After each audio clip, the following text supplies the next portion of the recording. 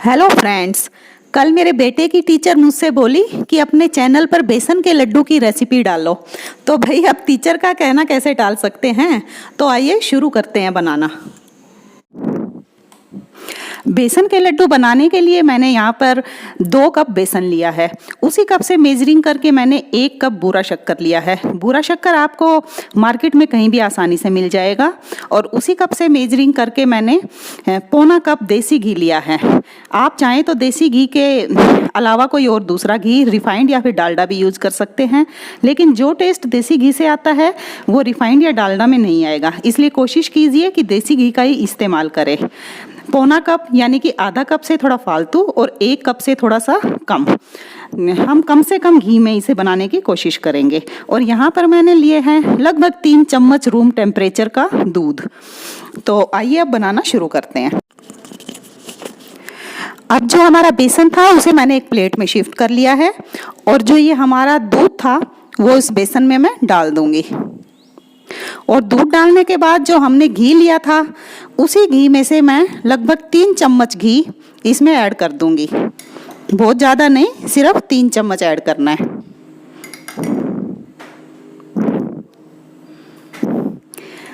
और अब घी ऐड करने के बाद इसे मैं दोनों हाथों से अच्छी तरह से मसल लूंगी। जैसे हम पूरी में या फिर समोसे में मोयन डालते समय उसे रगड़ते हैं ना, बिल्कुल इसी तरह से दोनों हाथों के बीच में इस तरह से हम बेसन को लेंगे और इस तरह से इसे मिक्स करते जाएंगे।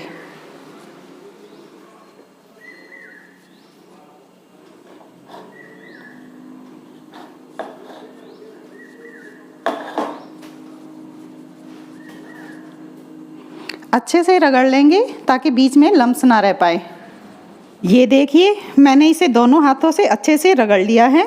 हाँ, पर आपको इतना ध्यान रखना है कि इसके बीच में लम्स ना रहने पाएँ।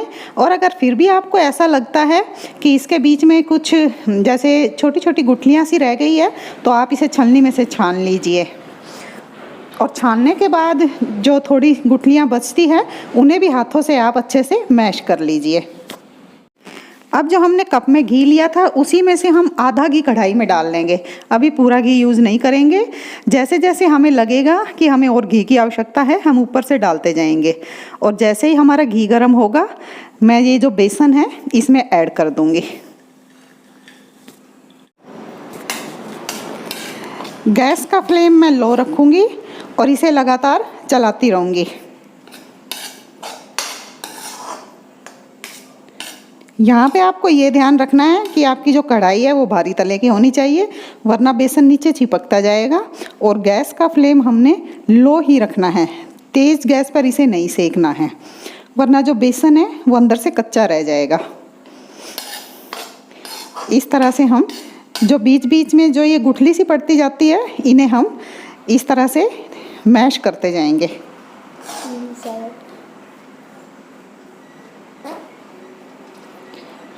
घी मुझे थोड़ा कम लग रहा है इसलिए मैं उसी कप में से जो बाकी का बचा हुआ घी है वो भी इसमें ऐड कर देती हूँ। चम्मच की सहायता से थोड़ा थोड़ा करके ऐड करेंगे।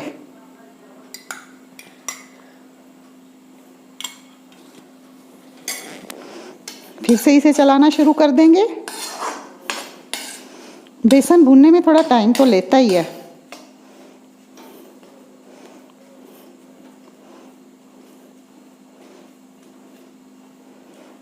इस तरह से जो गुठलियां बन रही हैं उनको ऐसे तोड़ते हुए हम इसे चलाते रहेंगे, लेकिन जल्दबाजी मत कीजिएगा और गैस का फ्लेम कम ही रखिएगा।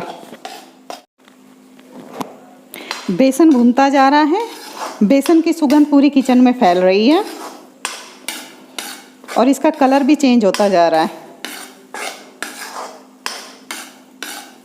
हल्का हल्का घी भी छोड़ने लगा है साइडों में से,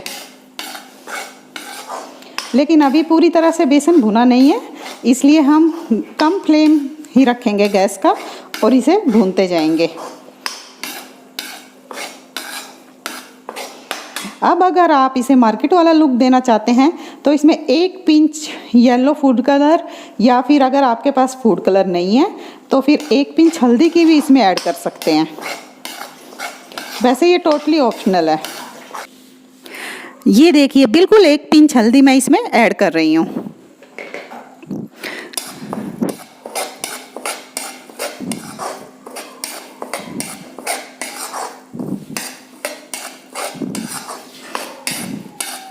बेसन को चलाना ना छोड़े वरना बेसन नीचे लग जाएगा।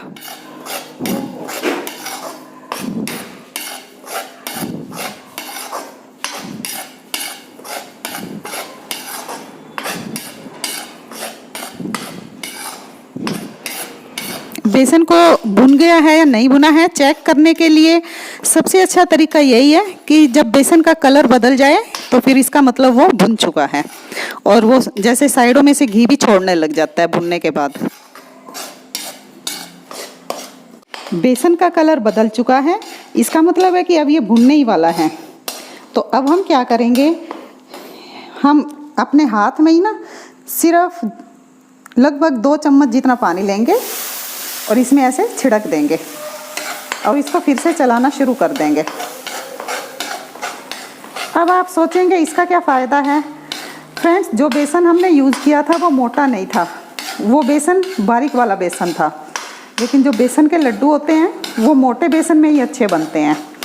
तो इस तरह से पानी छिड़कने से जो ये बेसन है हमारा वही काम करेगा जो मोटा बेसन काम करता है।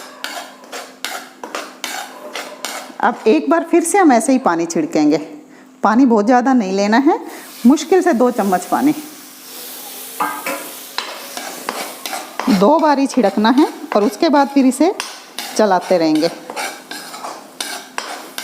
इस तरह से पानी छिड़कने के बाद हम इसे लगभग 1 या 1.5 मिनट ही चलाएंगे। ध्यान रखना है कि बेसन में पानी ना रहे वरना लड्डू खराब हो जाएंगे। इस तरह से हम सारा पानी सुखा लेंगे। बेसन में ये देखिए क्रिस्टल बनना शुरू हो गए हैं। 1-1.5 मिनट तक अब हम इसे चलाते रहेंगे। लगभग 1.5 मिनट हो चुका है। अब मैं गैस को बंद कर देती हूँ। देखिए बेसन का रंग कितना सुंदर आया है।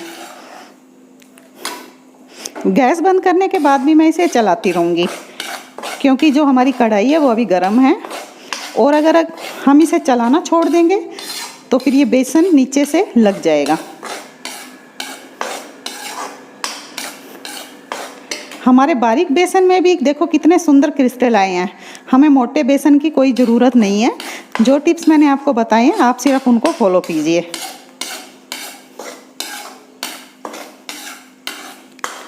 और अब मैं इसे एक प्लेट में शिफ्ट करके ठंडा कर लूँगी। लड्डू बनाने के लिए हमने जो 1/4 कप घी लिया था उसमें से भी लगभग 1-1.5 चम्मच घी हमारा बच ही गया है। तो हमने कम से कम घी में बहुत ही अच्छे लड्डू बनाए हैं।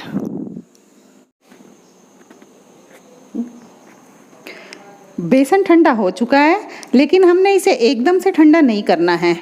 इतना ठंडा करना है कि हम इसे हाथ से टच कर सकें, और ना ही इसे बहुत ज़्यादा गर्म ही रखना है। अब हमारी जो वो बूरा शक्कर थी वो हम इसमें ऐड करेंगे।